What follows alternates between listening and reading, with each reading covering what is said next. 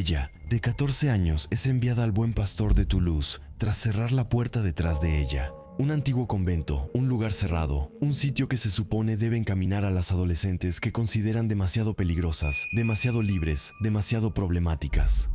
Ahí no son víctimas, son chicas malas. Fabienne pronto aprende la regla: callar, obedecer y aceptar. Humillaciones, privaciones, aislamiento y castigos colectivos son diarios, así como insultos disfrazados de moralidad. Y sobre todo, esa idea repetida sin descanso: si está ahí hoy, es completamente su culpa. Al salir de ese lugar, Fabienne solo tiene una certeza: no merece nada mejor. Por eso, cuando finalmente cree hallar el amor, no nota el peligro cercano. Una noche, en una habitación, la situación se sale de control y varios chicos se aprovechan de ella. Ella no entiende lo que está pasando, nadie la escucha, nadie la protege. Cuando todo termina, los echa, como si nada importara, como si fuera algo normal. Durante mucho tiempo, Fabienne pensó que el problema era ella, pero hoy viene a contar lo que muchos han vivido, sin poder decirlo nunca. Ella revela todo, todo lo que vivió, pone nombres y finalmente muestra su antigua vida, oculta de todas las miradas. Bienvenido a StoryCube. Ella me dejó en maternidad, se fue. Es un viejo convento con vidrios rotos para evitar fugas. Sufrí toda la violencia institucional, física, la humillación, el maltrato y después el adoctrinamiento religioso. Después hacíamos la limpieza y en la tarde trabajábamos para la congregación sin escuela. Luego llegaron más chicos al cuarto y fue colectivo. Fui un objeto durante 2 años y en mi expediente estaba escrito: chica desviada y viciosa. Hola, bienvenidos a StoryCube. Hoy nos acompaña Fabienne Bichet, autora de Yo, Fabienne Bichet, mala chica, para hablar de su libro. Repasaremos los puntos clave de su trayectoria. Fabienne, bienvenida a StoryCube. ¿Cómo está? Estoy muy bien, gracias. ¿Cuándo salió este libro? El 8 de octubre, creo. Sí, es muy reciente, exactamente. ¿Y de qué trata, en general? Habla de una trayectoria de vida, de un mal comienzo hacia una vida que aún así resulta muy agradable. Se puede encontrar en casi todas partes, creo, o bien está en todas partes. En todas partes, está en todas las librerías, está en Fnac, está en Amazon y en todas partes. Increíble. Obviamente pondremos el enlace en la primera línea de la descripción para quienes estén interesados. Antes de entrar de lleno en el tema, Fabienne, me parecía pertinente que hablemos un poco del contexto. Quizás sobre tu infancia, cómo empezó todo, al final de cuentas. Mal, muy mal, ok, muy mal. Nací de una madre que no me quería. No es una suposición, de hecho intentó abortar 2 veces. Me dejó en la maternidad porque era madre soltera, joven y sin recursos. No era el mejor momento para tener un hijo, así que fui puesta en adopción. Después estuve en una casa cuna una vez, luego en otra casa cuna y después en una tercera casa cuna. ¿Una casa cuna? Es donde ponen a los bebés. Los bebés los colocan en familias que reciben a 3 o 4 bebés así, en acogida. No los dejaban mucho para evitar que las familias se encariñaran. A los 3 años ya vivía en mi quinta casa, luego mi mamá reapareció en el Jura y se casó con un jurasiano. La asistencia pública le envió una carta diciendo que debía recuperarme o darme en adopción y su esposo decidió adoptarme, así me convertí en Fabienne. ¿Porque su esposo se llamaba Bichet?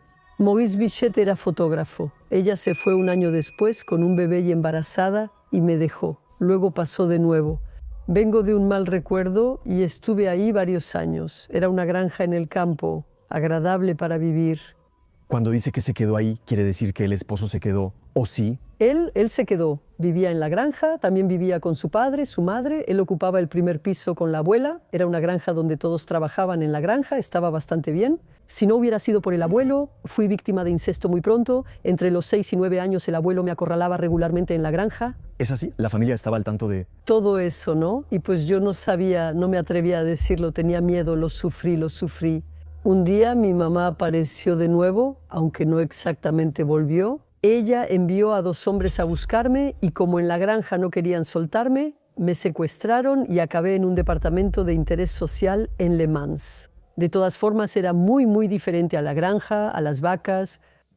¿Cómo es que te buscan en la granja? Me escondieron en un armario, me buscaron, me llevaron a la fuerza. Hubo muchos gritos y luego...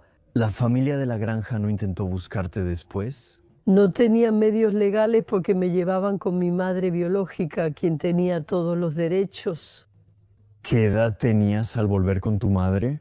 Tenía 9 años, así que obviamente no salió bien. Ya de entrada, el contraste es muy fuerte entre la granja, el campo, los espacios abiertos y luego la ciudad, el departamento, ya desde ahí. Llego a una familia desconocida, todos amontonados en el departamento. ¿Cómo pueden ser 15 en el departamento? Como tenían pocos recursos, todos vivían en el mismo departamento.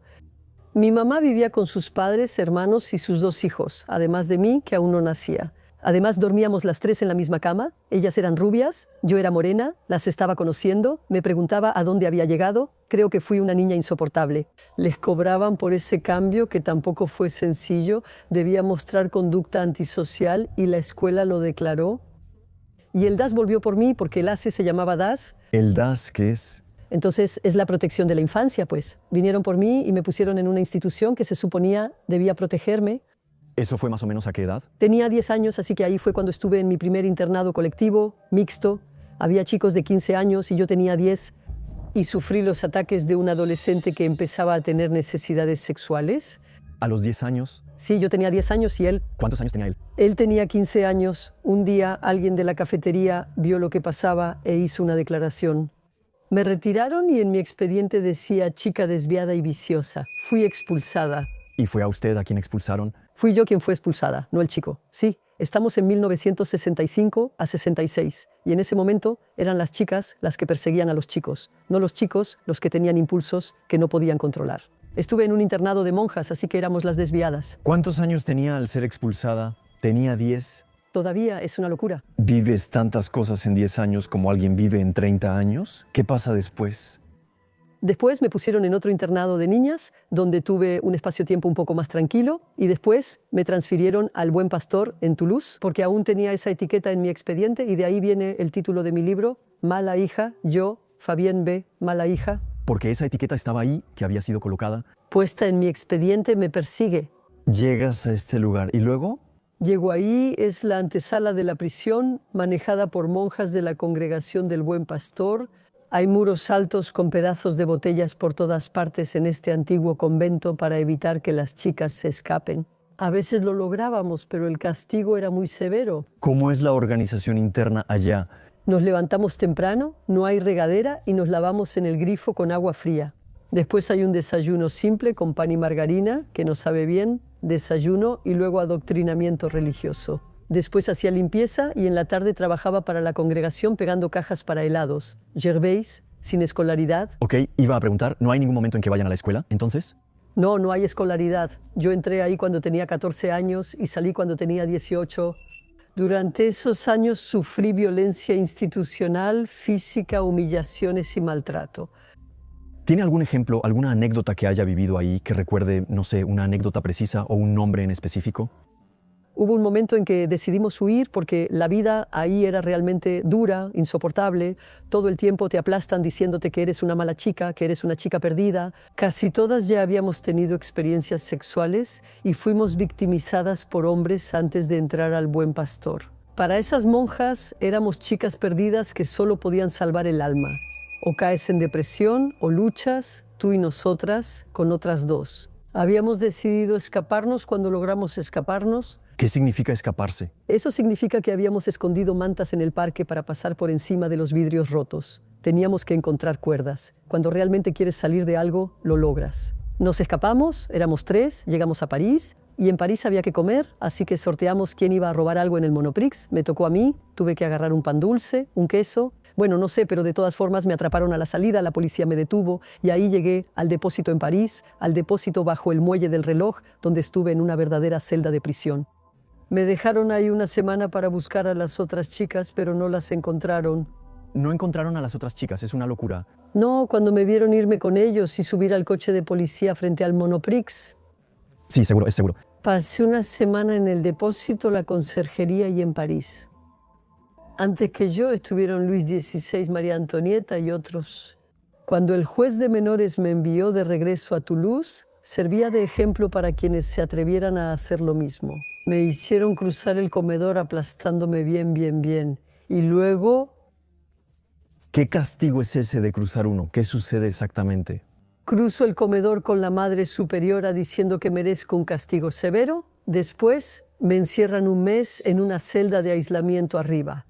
Mientras cruzas, la gente te observa. Todas las chicas me miran y siento su compasión, mientras las religiosas me miran con dureza. Sé que pasaré un momento difícil ahí atrás que dejará huella. Luego te encierras un mes. En una habitación con la cama fija al suelo, poco espacio para necesidades, una trampilla para la charola y barrotes. Es una prisión. ¿Cómo se siente uno tras un mes ahí? ¿Piensa en lo que hizo o solo quiere salir? ¿Cómo sobrevivir sin libros ni entretenimiento, solo mirando el techo o el cielo? Somos más resistentes de lo que pensamos. De hecho, resistimos muchas cosas, sobre todo cuando somos jóvenes, y yo pues me inventaba historias, mi mente viajaba, y el tiempo pasó hasta que me liberaron. ¿Cómo es cuando te liberan? ¿Qué pasa después? Después me reincorporo a los grupos de trabajo, a los grupos de limpieza, a los grupos en el taller. Hay momentos de solidaridad y amistad, pero también de mucha violencia porque todas las chicas ahí están sufriendo. A veces hay peleas y luchas de poder. A veces enfrentan su sufrimiento lastimándose entre ellas o haciendo tonterías, lo que las hace sentir bien, pero así llega el castigo colectivo. ¿Qué tipo de castigo colectivo es ese? El castigo colectivo es una paliza, todas en camisón, al pie de la cama, levantándonos el camisón y acostándonos sobre el travesaño. Hay una hermana que te sostiene las manos así, por arriba, la segunda que te azota en las nalgas, desnuda, y la tercera que vigila el dormitorio. Y éramos 40. Cuando todas pasamos por eso, y te toca en la 10ª posición, y escuchas a todas las demás llorar, gritar antes, es un momento difícil.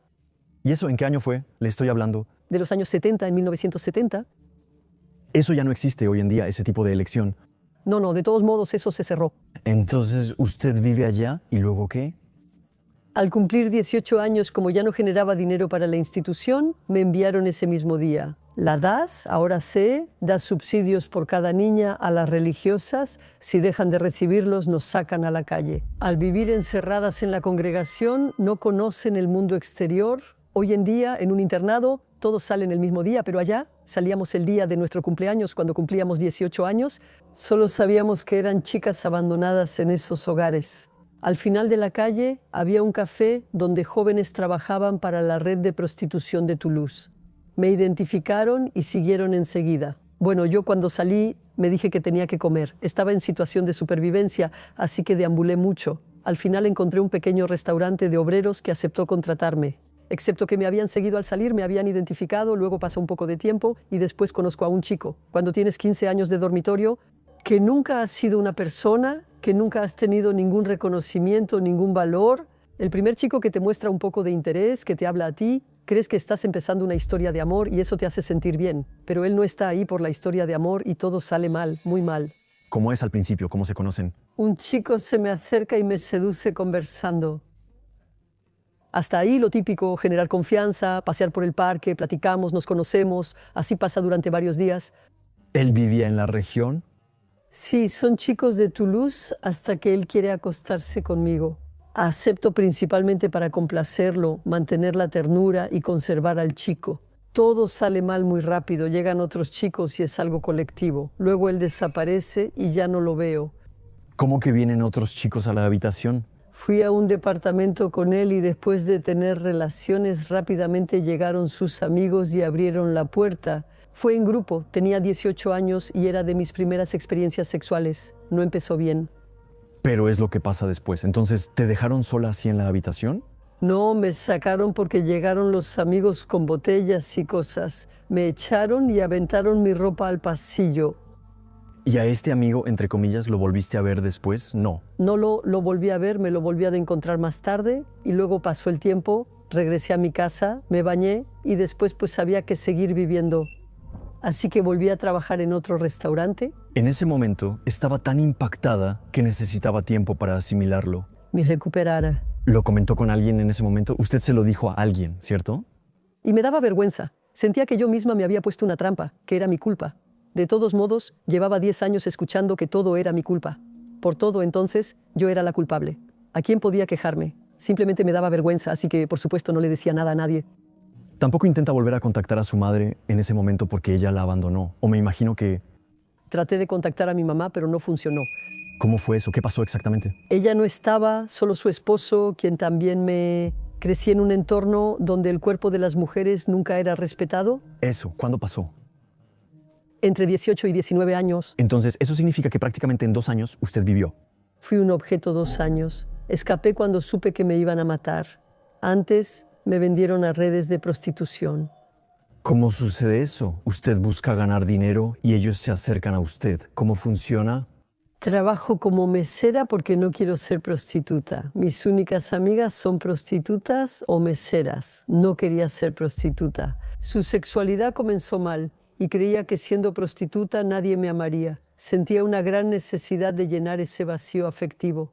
Me aferraba a mis trabajos de mesera. Mientras no aceptara, no podían echarme. Siempre conocía chicos distintos. Pensaba que era una historia de amor continua, que los chicos no se conocían, pero siempre acababa en violencia. Hasta que me secuestraron y vendieron para prostitución rumbo a Tánger en barco. Ver cómo sucede eso, como...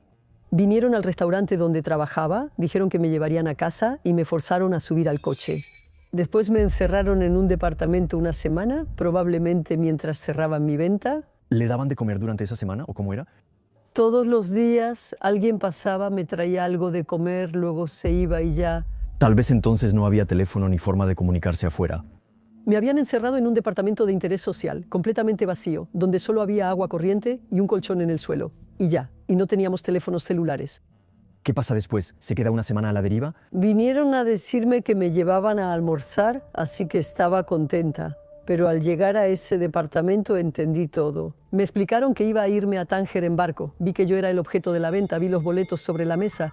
Eso significa que recibieron dinero por venderte a otra persona. Sí, fui vendida, me vendieron. Tuve suerte de que en algún momento también tuve una buena estrella. Fui al baño y por suerte había una ventanita en el baño, así que escapé por la ventanita. Me fui a una casa ocupada. Sobre todo, no regresé a mi departamento. Me fui a un departamento en construcción, al otro lado de la ciudad, donde me escondí durante un tiempo. ¿Y al final no te buscaron?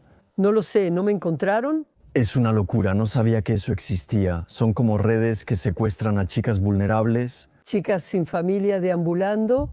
¿A dónde las llevaría ese barco? ¿Qué pasaría en Tánger? ¿Qué pasa allá? Eso es lo que llamaban la trata de blancas. Estamos en 1974-1975. Eso es lo que llamaban la trata de blancas. Chicas desaparecían y las enviaban en barco. En los campamentos de obreros trabajaban como prostitutas. Creo que quien se va allá ya no regresa porque muere ahí. Entonces, ¿lograste escapar? Sí, logré escapar. Vives un tiempo en una casa ocupada. ¿Y luego? Me quedé un tiempo en esa casa ocupada y comía lo que caía de las cajas del mercado de abajo. Me quedaba escondida en ese departamento en construcción y luego, en algún momento, fui a buscar algo para encontrar un nuevo trabajo. En los suburbios de Toulouse, no en la ciudad. Ok, entonces más lejos, más lejos. Tengo 18 años y confío en la vida. Creo que el peligro pasó y regreso a vivir a mi estudio donde necesitaba mis cosas. En tu departamento, bueno, en tu estudio. Entonces, de nuevo me rastrean y localizan. Por la misma red. No sé que estoy en una red, siempre creo que conozco a un chico y voy a iniciar una historia de amor. Siempre tengo esa ilusión por mi gran carencia afectiva, pero siempre termina mal y pienso que es mi culpa, que no sé medir y es peligroso para mí. Entonces, al final te acerca a otro chico. Sí, aprendí a soportar, porque como he vivido muchas cosas, aprendí a soportar. Aprendí a disociarme, a que mi mente estuviera lejos de mi cuerpo, a que mi mente estuviera en un lugar y mi cuerpo en otro. Eso fue lo que me permitió soportar.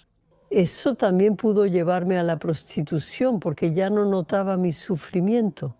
Había dejado de luchar y luego, un día, volví a ver a una de las internas del Buen Pastor. Estaba muerta. Creo que tampoco me hicieron pasar por ese lugar por casualidad. Y cuando tienes 18 años piensas que eres inmortal. ¿Se sabe de qué murió? ¿Qué le pasó? Sí, la mataron. ¿Por qué? No sé si era tan resistente como yo. Antes la muerte solo era para los viejos. Cuando tienes 18 años no te preocupa la muerte, no piensas en ella hasta que la ves. Concretamente, la muerte no es algo que te incomode. Cada vez me levantaba, me recuperaba, me daba una ducha y seguía adelante, pero esta vez sí me sacudió un poco. Una noche, al volver del restaurante donde trabajaba, mi colchón estaba destruido y tirado por la ventana. Todos mis discos rotos, mi ropa desgarrada, ya no tenía nada. Esa noche pensé, o me matan o lo supero. De hecho, tenía que aceptar en mi mente que podía morir para poder salvarme y logré cruzar la ciudad. Sin embargo, entendí que ya no me pertenecía, que mi cuerpo ya no me pertenecía. Sabía que corría un gran peligro, pero me salvé Hice autostop en la Nacional 20 en Toulouse. El primer coche que llegó me recogió y a partir de ahí cambié de chica. ¿Hiciste autostop y te fuiste a otra ciudad? Vine a París haciendo autostop, pero mi suerte fue que no llegué. Ok, ¿a dónde llegaste? Entonces, Llegué a Fontainebleau porque el coche que me llevó iba allá, me dio alojamiento y me recibió muy bien. Era la primera vez que conocía a un buen tipo, trabajador, que no buscaba acostarse conmigo. Me dio el cuarto de invitados y le conté por qué huía en Toulouse. Me ayudó, ¿cuántos años tenía? ¿40? pero su novia de la misma edad lo dejó hace poco. Él afrontaba el abandono sin intención de acercarse a una joven rebelde de 19 años. Y entonces él solo me trató bien, me protegió y yo soñaba con ser enfermera. Él me ayudó a entrar a la escuela de enfermería. En el hospital de Fontainebleau trabajaba como asistente de enfermería y a partir de ahí empecé a cambiar mi vida. Después de unos meses, una vez que ya trabajaba, tenía un salario. Él quería rehacer su vida, así que fue mi aval para que pudiera rentar un departamento, me trató muy bien. Luego, muy pronto, 2 amigas que estaban en la escuela conmigo vinieron a compartir el departamento conmigo. Después fue una época positiva, alegre, agradable. Ahí conocí a chicos comunes del mundo laboral. Las historias eran breves porque mi necesidad afectiva era muy fuerte. Por supuesto, y los chicos no lo soportaban bien, pero aún así, me trataban bien normalmente. ¿Qué edad tienes cuando empiezas tu vida, finalmente yo? A los 20 años trabajé un tiempo en el hospital de Fontainebleau. Fue una experiencia alegre. Me enamoré de un chico que no quería acostarse conmigo. Estuvo bien. Él era homosexual, no lo asumía, así que también le convenía. Poco después vivimos juntos, lo que me permitió sanar. Tenía cariño, compañía y todo lo que necesitaba. No fue por el cuerpo que eso me permitió poder repararme un poco. Y luego, un día, fui reemplazada por Jean Bernard. Pues sí, inevitablemente, inevitablemente. Estaba celosa. Las relaciones de 3 no eran para mí, así que seguí mi camino y vine a París. Ok, ¿y cómo evolucionas allá? Llegué a París. Una amiga me había dicho que fuera a trabajar de anfitriona con ella. Era en Maserati, autos. Así que fui anfitriona 1 vez, 2 veces, 3 veces y después el responsable de la organización de eventos. Michel Beltoise, hermano de Jean-Pierre Beltoise, famoso corredor de Fórmula 1, creyó en mí, me dio valor y fue la primera persona. Bueno, en el hospital todo iba bien, pero ahí él creyó en mí, me dio valor, estaba convencido de que yo era capaz de muchas cosas. Y a partir de ahí transformé en recursos toda mi experiencia anterior, todas mis vivencias de antes. Es decir, que había desarrollado una vigilancia extrema. Cada vez que caía en trampas, conocía chicos que me lastimaban y creía que era mi culpa. Entonces, había desarrollado esa hipervigilancia para saber si alguien era peligroso para mí o no. Había desarrollado la hiperactividad, porque al ser hiperactiva, ¿Eso te permitía olvidar o no pensar? eso ayuda a olvidar, a no pensar. Yo sabía que no sabía nada, así que aprendí a leer mucho. Una mesera me habló del TED, cursos por correspondencia, así que tomaba todos los cursos de francés, los cursos de ortografía, con el Bled. Tenía los Lagardes Michart, había comprado los Lagardes de Michart, que eran caros, pero con mis sueldos de mesera, les digo que sí son caros, los Lagardes de Michart. Y luego, a partir de todos los extractos, compraba todos los libros, leí mucho, mucho, mucho, porque como gritaba pensaba que me faltaba el verbo, y es porque me faltaba el verbo que solo frecuentaba la élite de la sociedad. Muy pronto pensé que el poder de las palabras era el primer poder por encima de todos los demás. Es el primer paso que me permitió la censura social, el poder de las palabras, el primer poder. Eso permite no dejar que otros cuenten tu vida por ti, permite tener fuerza de convicción, permite unir a la gente a tu alrededor, permite decir las cosas con precisión. Gritar es un lenguaje que nadie quiere entender ni oír. Yo gritaba mucho cuando sufría. Esa creencia de que la palabra me iba a salvar, me salvó. Quizá también si conocí al chico en Fontainebleau, fue porque ya había adquirido el vocabulario de la gente de la buena sociedad. Si entré al hospital, creyeron que tenía cierto nivel escolar. Para entrar había que tener un bachillerato. Incluso hoy en día lo esperan. Mi bachillerato sí, eso es, mi primer ascensor social. El primero fue aprender el lenguaje y el segundo ganarme su confianza, ya que haría todo por merecerla. Al no tener educación ni conocer límites, eso se volvió una gran ventaja cuando me volví profesional. ¿Tienes algún recuerdo así de momentos en los que te superaste para... Sí, pero más adelante. Después trabajé en todas las carreras de Fórmula 1. Conocí a todos los campeones de esos años. Sí, descubrí lo que era la precisión en los movimientos, el autocontrol y la organización logística con gran exactitud. Porque en las carreras, entre los eléctricos, los mecánicos, toda esa gente, es así. Cada uno tiene una tarea sumamente precisa y todo eso se coordina de maravilla. Descubrí el mundo de la adrenalina, el mundo del deporte. Fueron experiencias intensas. Como me convertí en jefa de azafatas, yo era quien encontraba a todas las azafatas. Muy rápido me volví jefa de azafatas. Michel Beltoise confiaba en mí, había detectado esa capacidad que tenía, me enviaba a una ciudad, necesitaba 20 azafatas para el día siguiente, yo encontraba las 20 azafatas. La calle era mi territorio. Para quienes no lo saben, las azafatas Eran azafatas de recepción, para distribuir todos los productos de patrocinio, para recibir a los invitados, atenderlos, servir el champán, servir las bebidas, servir los cócteles, eran todas esas cosas. Eso es. ¿Y ustedes están acostumbrados a encontrarlas? Entonces, La calle era mi lugar de juego en Toulouse. Durante mi época de supervivencia y de ambular, nunca tuve a alguien que me presentara a otros. Siempre me las arreglé sola, por eso tengo facilidad empática para acercarme a los demás. y entonces uno evoluciona así, es cuando sigues ese camino, terminas conociendo a alguien también, por cierto, en algún momento, o no necesariamente. Bueno, el gran encuentro fue profesional. Fue Michel Beltoise quien confió en mí y para merecer esa confianza yo era capaz de hacer milagros.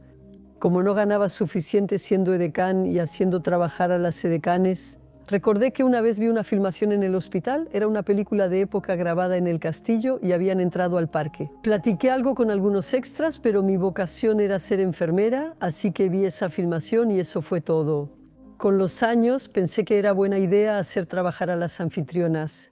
Quería que ellas usaran vestidos bonitos, como en películas de época, así que fui de puerta en puerta en las productoras a inicios de los años 80.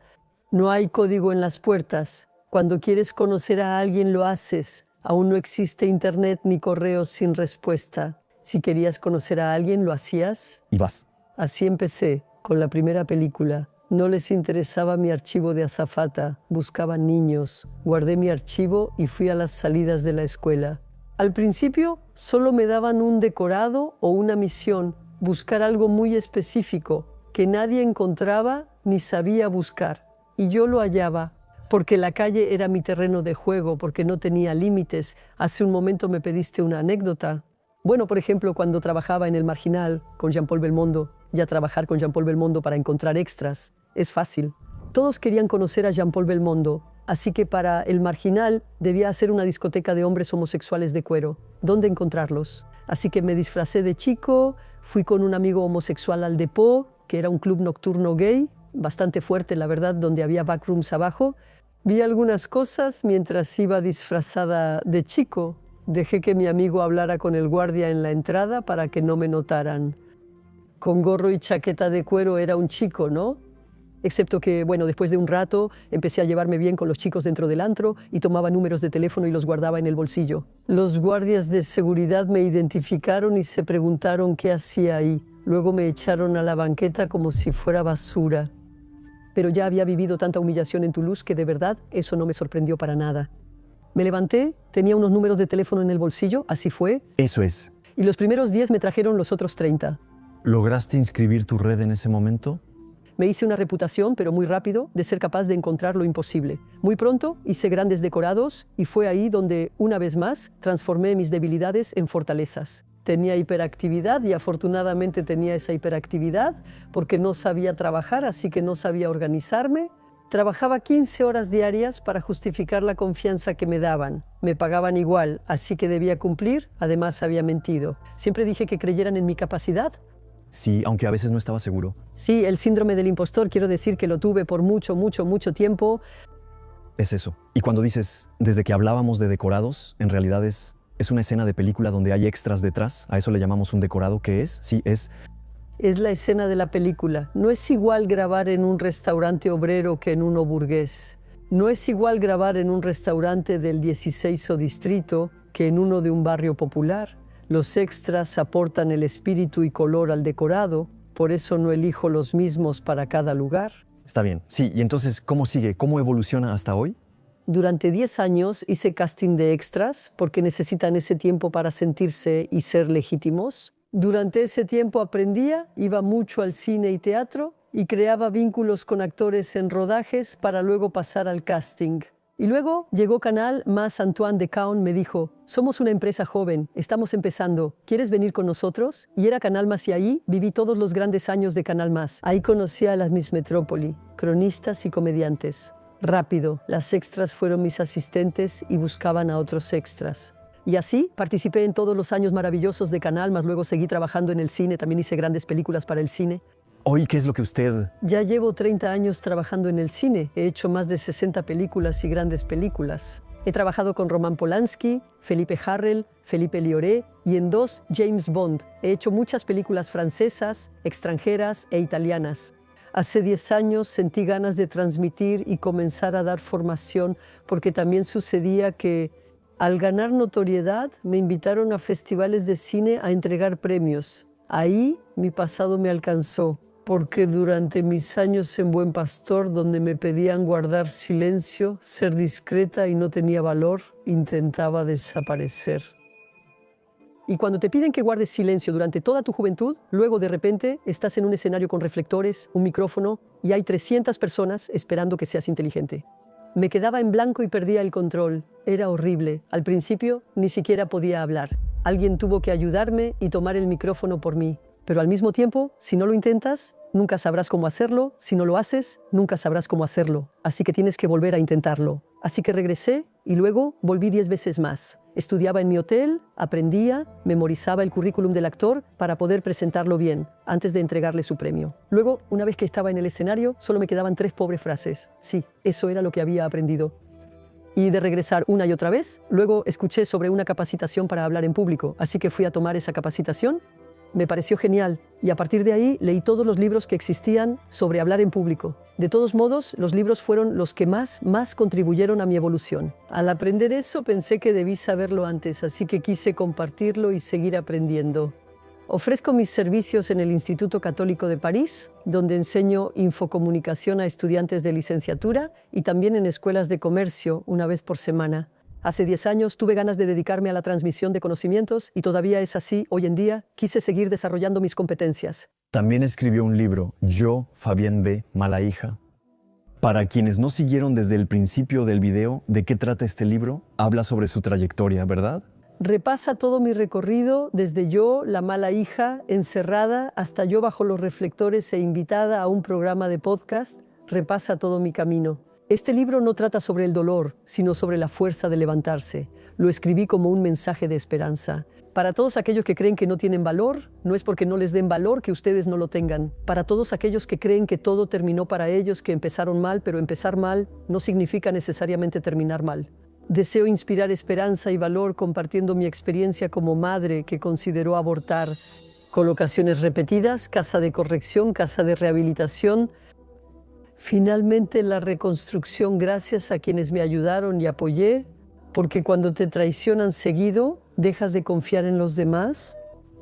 A veces me preguntaron por qué no denuncié mientras sufría agresiones, pero no lo haría. Simplemente porque yo estaba convencida, yo era culpable, que era mi culpa, que yo misma me había puesto en esa situación. Entonces, decirte a ti misma que eres culpable, eso es algo malo. Pero al mismo tiempo es porque yo estaba convencida de que era culpable, porque lograron convencerme de que era culpable, que pude encontrar la fuerza para salir de eso.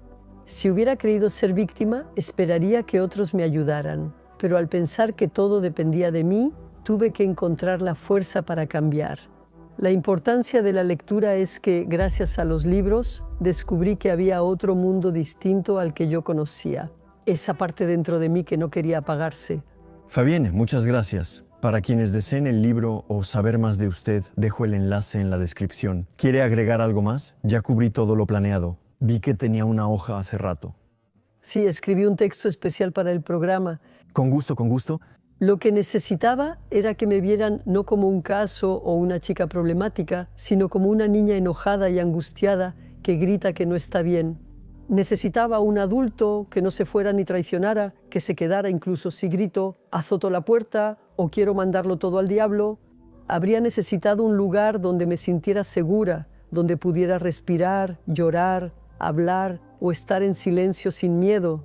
Tuve miedo demasiadas veces, durante demasiado tiempo. Habría necesitado a alguien que algún día me dijera que tengo valor, no por lo que hago, sino por lo que soy. Habría necesitado ser reconocida, ser escuchada, ser abrazada. Eso es, creo, lo que me habría permitido creer en algo dentro de mí, tal vez. Fabián, muchísimas gracias, muchas gracias. Lamentablemente ya es el final de este episodio. Si quieren ver otro video, les dejo 2 episodios en la pantalla. Que tengan una muy buena noche, Fabián. Muchísimas gracias. Gracias, Noah. Adiós.